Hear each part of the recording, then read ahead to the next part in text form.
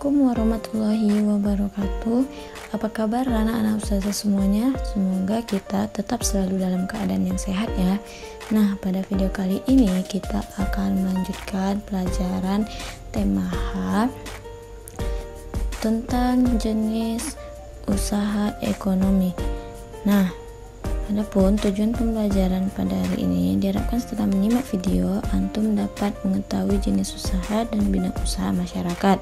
Sebelum pelajaran hari ini kita mulai, marilah bersama-sama kita membaca doa sebelum belajar. Bismillahirrahmanirrahim. Rabbi zidni ilman warzuqni fahman wa amalan solihan. Amin.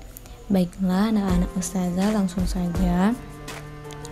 Untuk memenuhi kebutuhan hidupnya, manusia tentu melakukan berbagai usaha. Berbagai kegiatan dan jenis usaha dilakukan untuk menghasilkan barang dan jasa. Nah, usaha-usaha yang dilakukan oleh masyarakat yang pertama kita bahas yaitu bidang usaha agraris. Nah, bidang usaha agraris ini adalah jenis usaha bidang produksi yang bergerak dalam pengelolaan sumber daya alam. Sumber daya alamnya yaitu hewan dan tumbuhan. Jenis usaha yang termasuk bidang agraris adalah pertanian, perkebunan, peternakan, dan perikanan. Nah, di sini kita akan bahas satu-satu apa itu pertanian, apa itu perkebunan, peternakan, dan perikanan. Nah, yang pertama, pertanian. Pertanian ini merupakan suatu kegiatan bercocok tanam. Nah, usaha pertanian dapat dilakukan di sawah, ladang, atau kebun dan bisa di lahan sekitar rumah. Contoh dari usaha pertanian yaitu pertanian padi. Yang kedua, yaitu perkebunan. Nah, perkebunan merupakan usaha atau kegiatan budidaya tanaman yang memiliki nilai ekonomis tinggi. Nah, contoh hasil perkebunan ada kelapa sawit, kopi, teh, tebu, dan lain sebagainya. Selanjutnya yang ketiga, peternakan. Peternakan ini merupakan kegiatan mengembangbiakan dan pemeliharaan hewan ternak untuk mendapatkan manfaat dan hasil. Nah, di Indonesia peternakan itu dibagi menjadi 3. Yang pertama, peternakan unggas, peternakan hewan kecil, dan peternakan hewan besar. Nah, masing-masing contohnya sebagai berikut. Peternakan unggas, contoh hewannya yaitu ayam, itik, angsa, burung.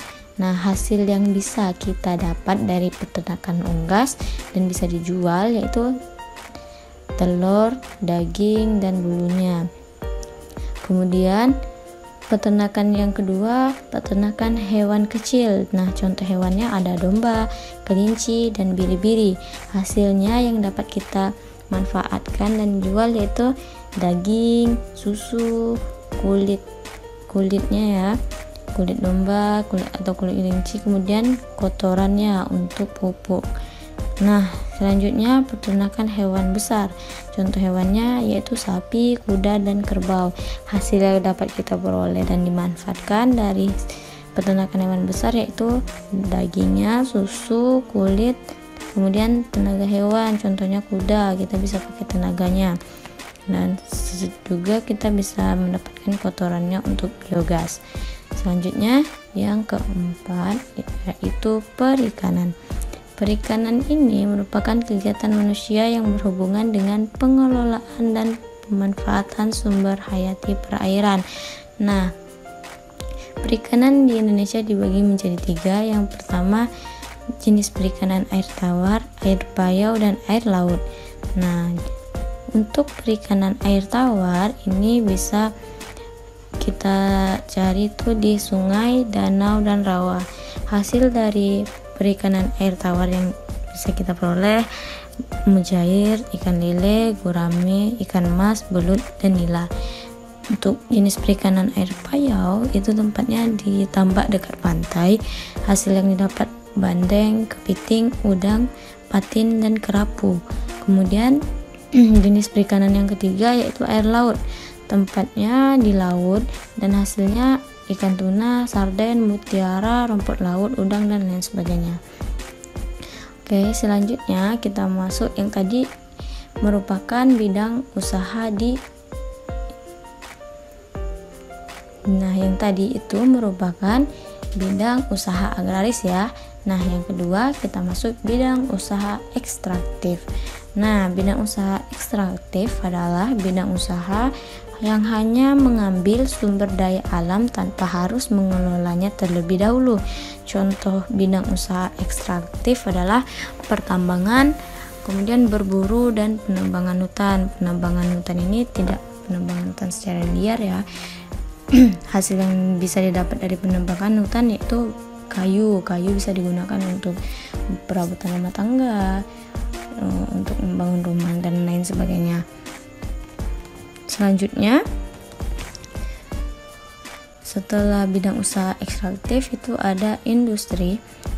Nah, industri ini merupakan kegiatan memproses atau mengolah barang dengan sarana dan peralatan. Industri yang mengolah bahan mentah menjadi bahan produk olahan, kemudian setengah jadi atau produk jadi. Nah, industri secara umum dibagi menjadi dua. Yang pertama ada industri besar dan industri kecil. Nah, kita lihat perbedaannya. Industri besar ini ciri-cirinya dia memiliki jumlah alat yang besar, modalnya yang besar, kemudian tenaga kerjanya juga besar. Contoh dari industri besar ini adalah usaha industri mobil, kemudian baja, tekstil, dan otomotif.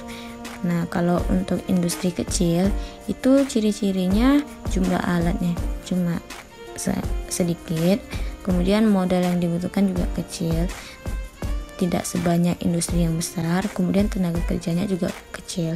Nah, contoh industri kecil ini bisa dilakukan di rumah juga.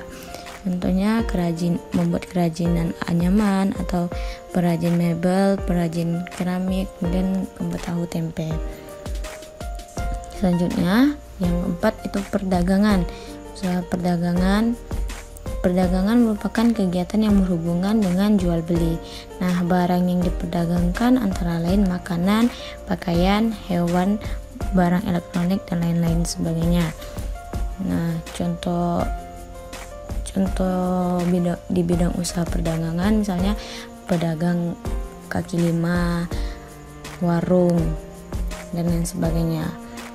Selanjutnya, usaha di bidang jasa.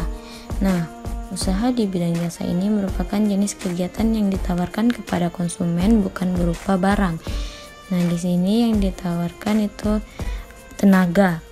Jadi, contoh dari usaha di bidang jasa itu berupa layanan kesehatan, pendidikan, hukum, maupun keamanan. Nah, profesi di bidang jasa yaitu guru, dokter, polisi, satpam, pemandu wisata, dan lain sebagainya.